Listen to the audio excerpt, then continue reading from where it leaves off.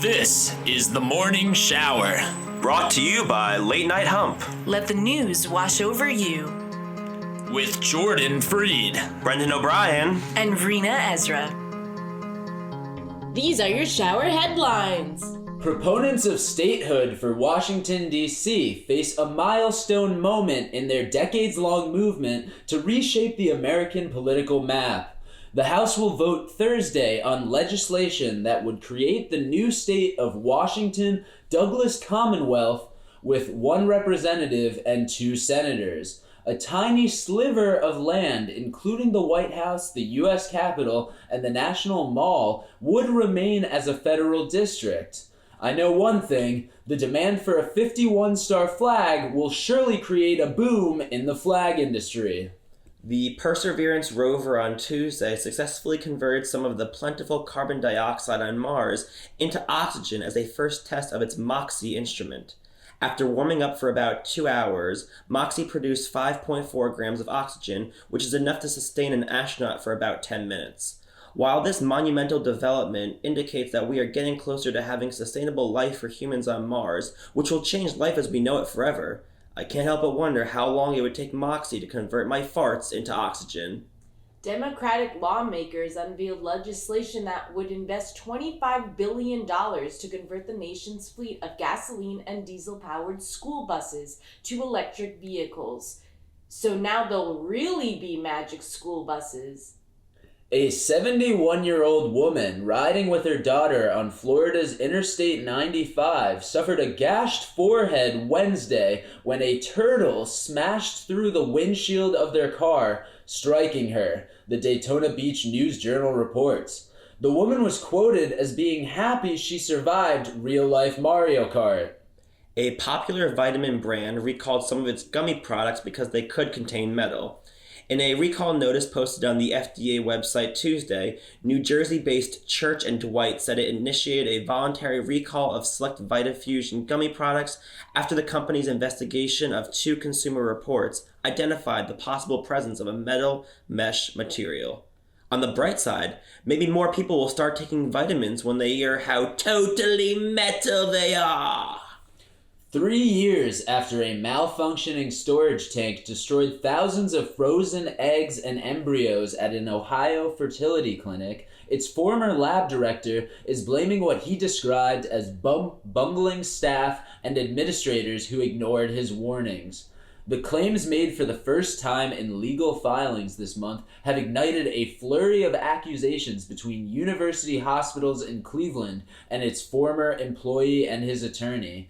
Andrew Botnager, who oversaw the clinic's fertility tanks, said in an affidavit, quickly sealed by a judge, that a series of avoidable mistakes led to the tank failure.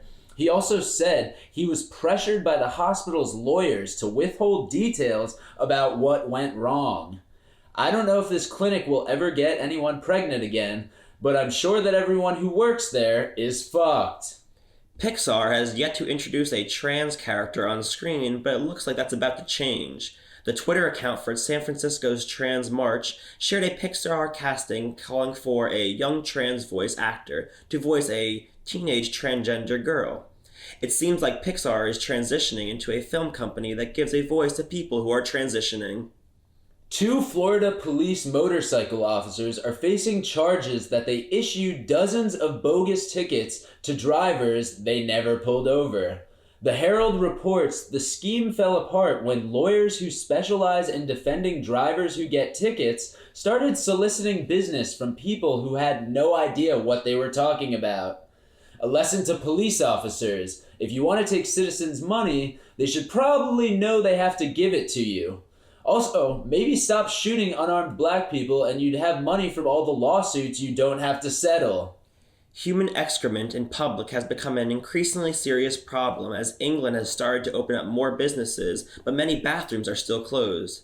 Public bathrooms in particular were closed during the various lockdowns, while current restrictions stipulate that venues such as restaurants and pubs can reopen to serve food outdoors. Some public toilets still remain closed.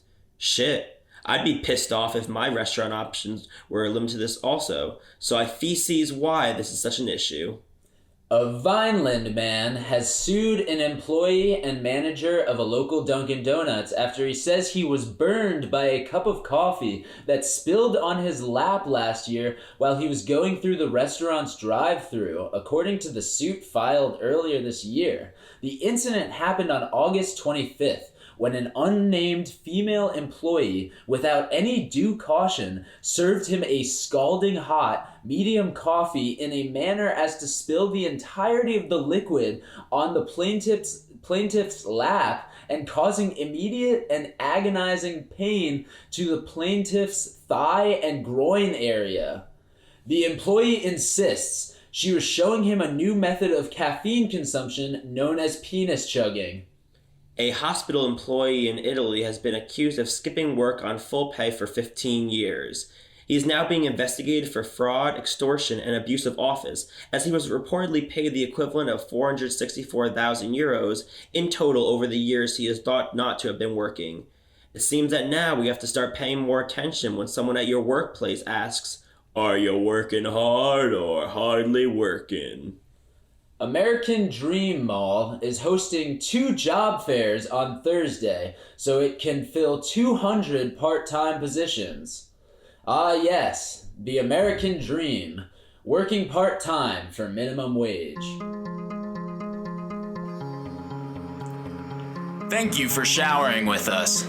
Lather, rinse, repeat every day before noon. Scrub-a-dub-dub at latenighthump.com.